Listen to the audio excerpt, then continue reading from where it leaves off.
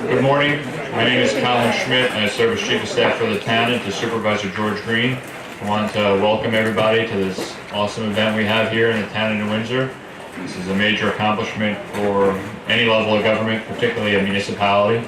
Honored to be joined by a diverse group of people who have participated, and I know Supervisor Green is very excited for this official dedication after just under a year since groundbreaking, an unbelievable turnaround.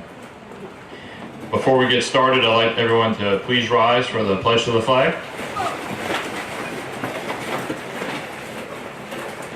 I pledge allegiance to the flag of the United States of America and to the republic for which it stands, one nation, under God, indivisible, with liberty and justice for all. Thank you. Please be seated. I see Harry. You got to sit up here. You don't get to hide. I'd like to begin by introducing our New Windsor elected officials. We have Deputy Town Supervisor Councilwoman Pat Malarkey, Councilman Eric Lundstrom, Councilman Andrew Regenbaum, Councilman Steve Moreau, our wonderful town clerk, Debbie Green, our superintendent of highways, Anthony Feo, Sue Scheibel, our receiver of taxes. We also have Deputy Orange County Executive Harry Poor, representing County Executive Steve Newell, Eric Denenga from the Orange County Department of Public Works Commissioner. I'd also like to give a shout out to some of the representatives for the companies that were involved in the project. We have Darlin Construction, Armistead Mechanical, and Corico Electric Company. Thank you for representing. We have a few of our neighboring town supervisors, Supervisor Randazzo from the town of Cornwall, and Supervisor Piaquadio from the town of Newburgh. We also have Councilman Scott Manley from the town of Newburgh as well. Two others that we'd like to give a very special mention to: Kelly Totoro, Regional Director at New York State DEC, and our good friend Maureen Hallahan from the Orange County Partnership. I'd now like to introduce our first speaker, Harry Poor, Deputy Orange County Executive on behalf of Orange County. Good morning. Thank you, Colin. Thank you very much. I'm sorry I was late. It was Maureen's fault. I had a meeting with her in Goshen this morning, but I never blame anything on Newhouse. But I was on time. You were on time. I know. I was held back a little bit. But anyways, it's a pleasure to be here today with so many familiar friends. Todd Diorio is a buddy. I'm hanging his dad and I were friends. And George Green, I don't know George Green for years. I know him for decades. This guy's unbelievable. And Dick McGoey, the same thing. I knew him when he had color in his hair. But that's been a while. But anyway, good morning, everyone. And greetings from County Executive Steve Newhouse. While I'm here today, he's at Mount St. Mary College. He was torn as to where he should be. But the people at Mount St. Mary reminded him that he was a graduate of Mount St. Mary College, and they pressed that fact. Otherwise, George, he'd be here instead of me. But he sends his warmest greetings. And thinking about what we're celebrating today, it's really funny. I've been in government now for many, many years. And really, when you boil down what our responsibilities are, it comes to three things. One is public safety, of course. The second is public works. And the third is public health. And of all the things that we do as government officials, those are the three central themes of our work. And in the project that we have here today, you have all of those three elements in one project. What you've also done, George, these things don't happen, by the way, without leadership. And the leadership of George Green and his team in New Windsor, including Mr. McGoey, who I know has been associated with New Windsor for a long, long time, these things don't happen by themselves. They happen because of leadership. And I just want to congratulate George Green, the town of New Windsor, and all those associated with this project for making this happen. You have secured a water supply the most basic of all things that we need to do for the future generations of the town of Windsor, and that is a wonderful, wonderful accomplishment. My congratulations to you, George, and everyone else. Thank you.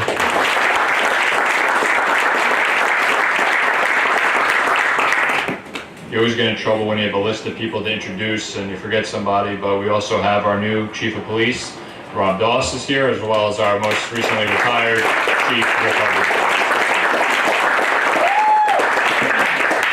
Superstar over there.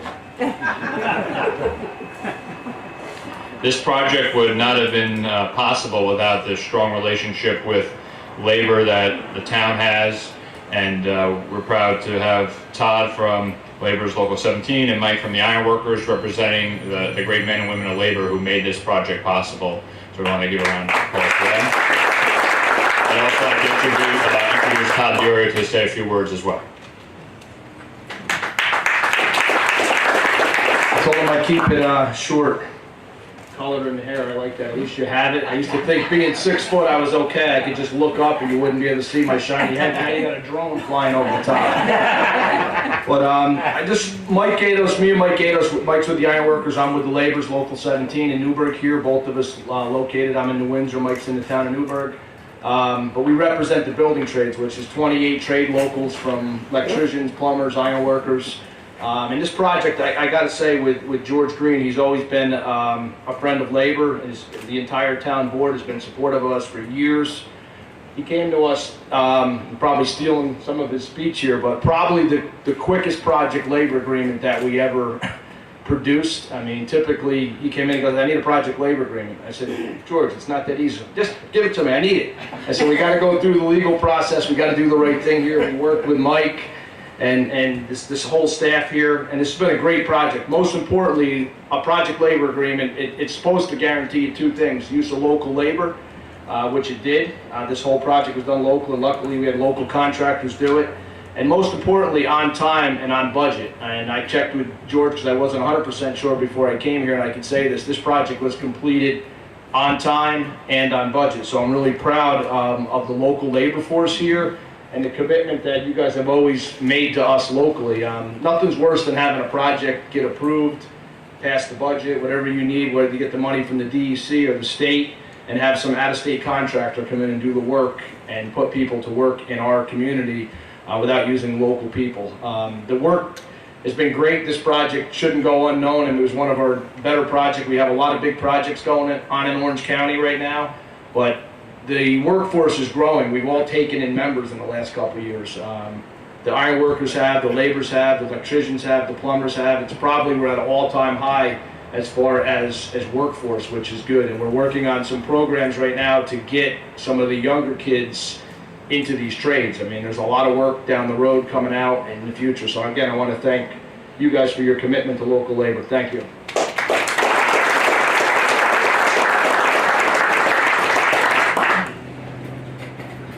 I would now like to introduce Dick McGooey, Principal from McGooey, Hauser, and Edsel Consulting Engineers.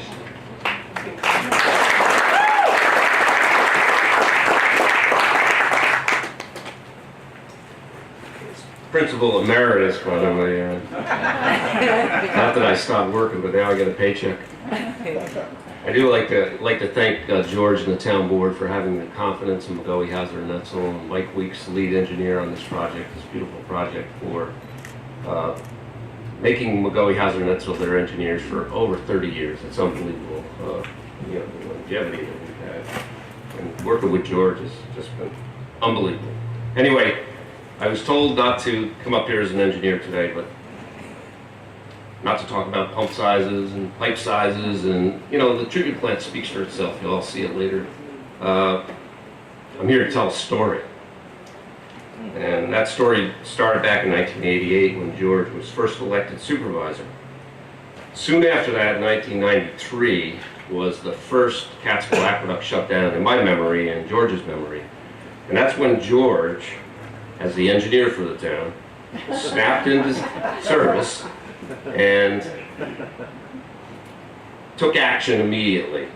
He went to Crestview Lake and Browns Pond, and he brought water to the residents of the town of New Windsor by pumping water from those sources. That was the first time, and it was not an easy task. Then in 1966, under another supervisor, we had another shutdown. Super Bowl Sunday. That supervisor, we call him the other George, fired John Agito. The Cowboys won 27-17 over the Steelers. John did keep his job, and only because John is one of those guys that never says no. He never says no, and he keeps going. And he's still here today because of that. So John, thank you, and KMO for the work you've done.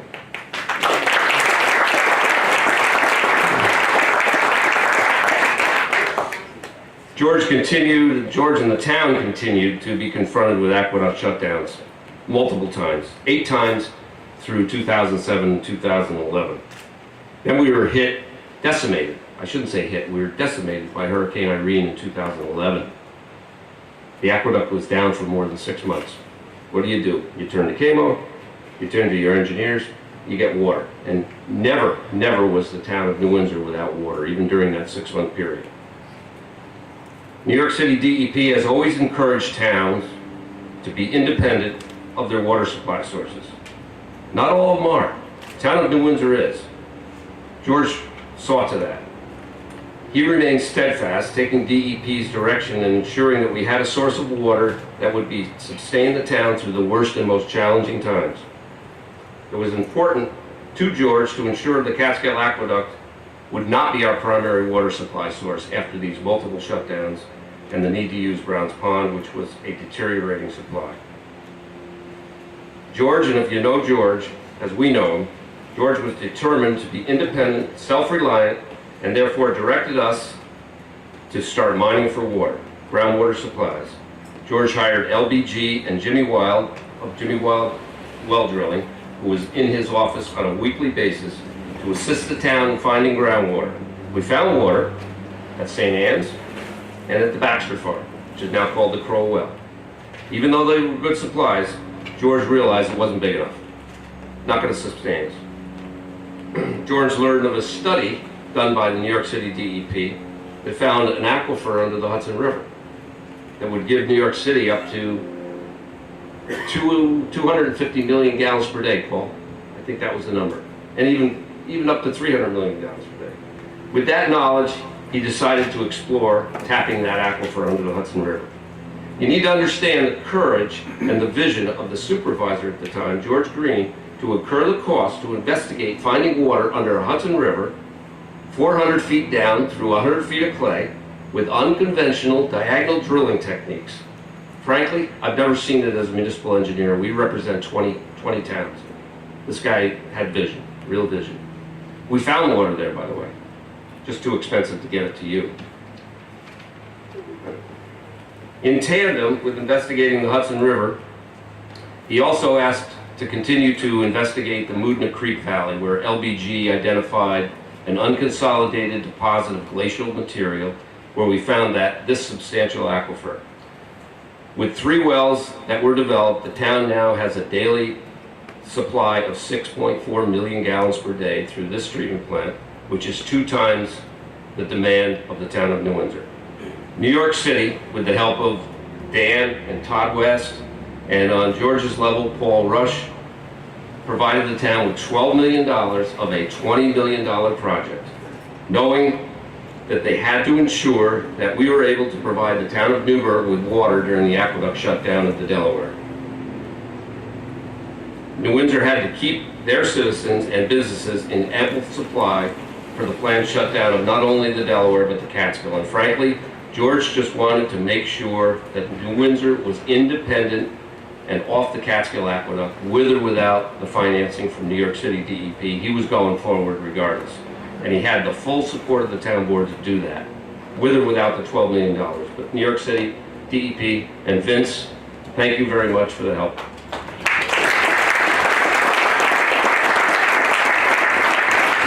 That's why we're here today. This just doesn't happen by chance. It takes years of planning. It takes years of mining and engineering. It takes vision, diligence, leadership, and innovation from a supervisor that we all know. This is a story of leadership. This is a story that will live on long after me and George Green. This is a story that will benefit the town of New Windsor, the town of Newburgh, the town of Cornwall, the city of Newburgh for generations to come. This is a story of finding liquid gold. Thank you, George and the town board. You did the right thing, and we're out here.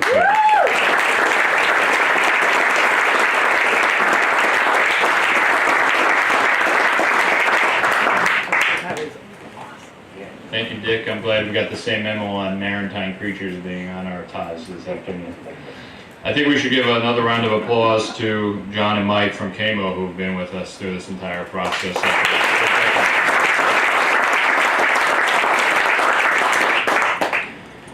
I'd now like to introduce Commissioner of New York City DEP, Vincent Sapien. Good morning, everyone. I first want to start with my sincere thanks to the town of New Windsor, Supervisor George Green and his team of really true professionals. I don't think we could have ever found better partners to do any kind of water infrastructure work than we did with George and his team. So just want to give you a little bit of background about how we got here, because I think it's important to remember. So probably about 9 or 10 years ago, New York City DEP announced that about $1.5 billion worth of work needed to be done on the aqueducts that feed the city and many upstate municipalities. 9.5 million people in total get their water from those aqueducts. About 74 communities in total. Many of these communities over the decades have developed their own water systems, but many of them have not. And I think you heard from Dick what a great job that New Windsor has done under George's leadership throughout the years to make sure that they have an independent supply. But as we developed plans to make those aqueduct repairs, we knew that there was going to be a series of shutdowns that were required, some of them for 10 weeks long. And then a larger shutdown for about 6 months that's going to be needed in 2022. And we had to partner with a lot of municipalities to make sure that they had backup supplies. And we're actually now, with this facility in place, we're actually now poised, and we're going to start at the end of this month, the first 10-week shutdown, annual 10-week shutdown. It's going to be done this year in 2019 and 2020. Again, ahead of the big shutdown when we connect the 2.5-mile bypass tunnel in 2022. These are big, complicated projects, not only for DEP but for a lot of other municipalities. And again, here in the town of New Windsor, just great partners with our staff. We know that geologists and engineers have spent untold weeks and months looking for viable sources of water here, testing those sources and drawing up plans. And those efforts were complemented by the thoughtful work of public health experts, environmental stewards, DEC and state DOH, and of course the many construction workers, their unions, and the contractors. And again, it was all made easier because the town of New Windsor is fortunate to have leaders who are diligent, focused, and understand the needs of the community. And obviously, as you heard, what greater need than water, both for human health and for a healthy economy. So today we're here to recognize the culmination of that great work that was done and celebrate the startup of New Windsor's new groundwater system. So again, I want to say a heartfelt thanks to George and his team and the town board and planning board and everyone involved. So again, thank you very much.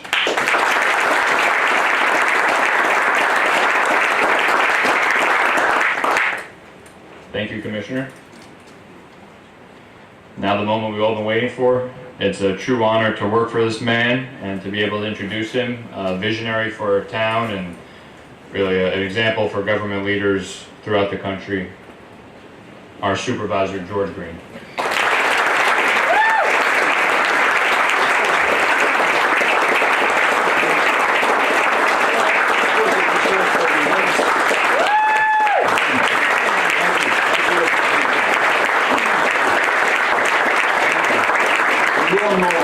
All this, right? Commissioner, thank you for being here and your kind remarks. This is an example of what governments working together can do. Now, this is a very emotional time for me. This is 12 years of my life dedicated to this building, and a lot of hard work on a lot of people's part. Deputy Commissioner Rush, Paul, I can't thank you enough. You have a tremendous team. Commissioner, he's an absolute credit to you, the city, you know, and this whole team. I can't say anything, you know, good enough about him. Paul, thank you so much. And someday we'll get to go fishing on the Windsor. Those of you who know me know that I'm the person I like to listen to the least. So you're fairly lucky. But I do have to thank a lot of people here. No one completes a project like this without a lot of help from a lot of people. So today I have to thank a lot of people for bringing this to fruition. And I got to start with the single most important person that has stood by me throughout this. She's been wonderful. And without her, this wouldn't have happened. Our town clerk, my wife, Debbie Green.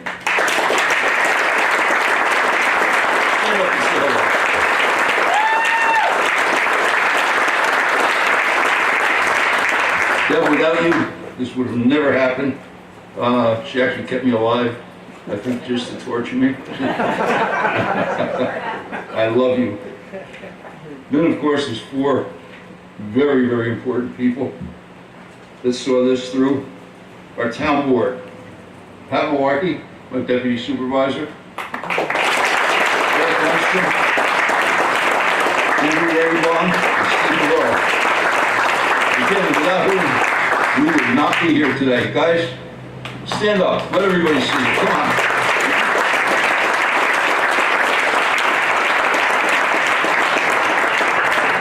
I don't think the best blow driller in the world is here today. He is. Where? Jim, where are you? Hey, there you are. There's a guy that's been at my side since day one. Jim has gone above and beyond what anybody could have possibly expected. Jim, thank you. You've been a good friend, and I appreciate everything you've done for us. Thank you.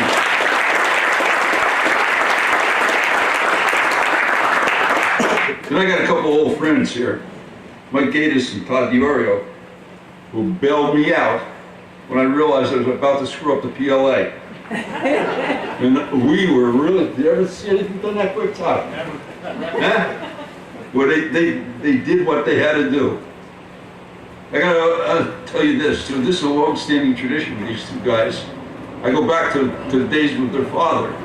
And the very first project we did, and we did with Darlin also, was the addition to the town hall, and the ambulance corps, and the community center. And with Todd, I gotta tell you, I go back to his grandfather. When I was a young cop, he used to call me up, say, "Hey, Georgie, I need a favor." And when Mr. DeRera called you up and wanted a favor, you did the favor. That's all I'll tell you. But I'm not gonna go into that.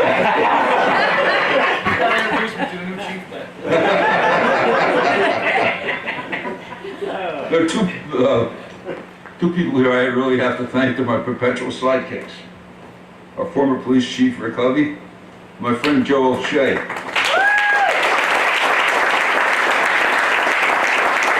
Thank you. They've been here by my side, doing whatever I needed to get done. They've done for me. Thank you guys, I love you both. I keep screwing this thing up. Then there's two other people. They're just plain ordinary town and Windsor citizens. Barney Bedetti and Kathy Braun. They sat through 12 years of boring meetings. But they've always been supportive. Kathy, I'm just sorry Leo isn't here to celebrate with us today, but I know he's looking down on us. I want to thank Keith Bedetti and his crew for everything they did today, and Chief Doss and his staff for their efforts. And lastly, there are three people who have been at my side throughout this, and that I'll never be able to thank enough. Without them, this would have fallen apart years ago. Our wonderful secretary, Arlene Randall.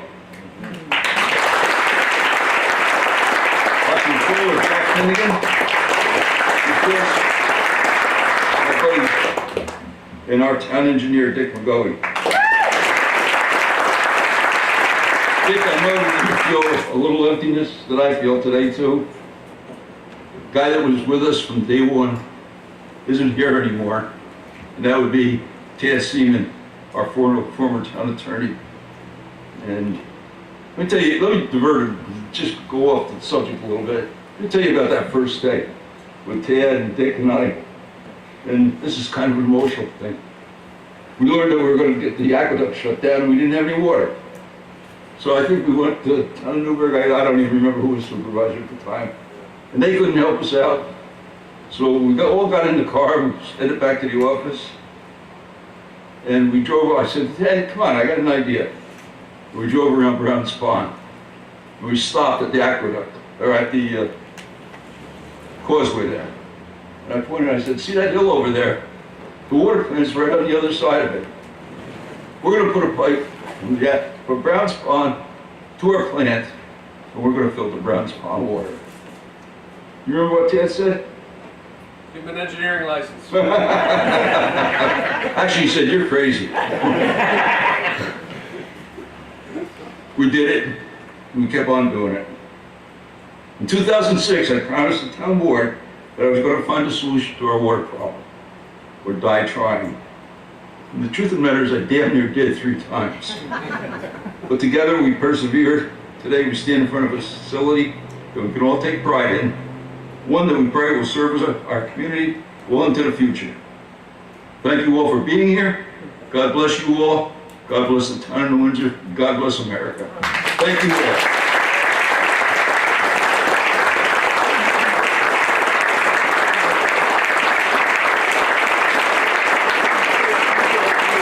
No express driver. All right, let's put it to bed. If I missed anybody, I'm sorry.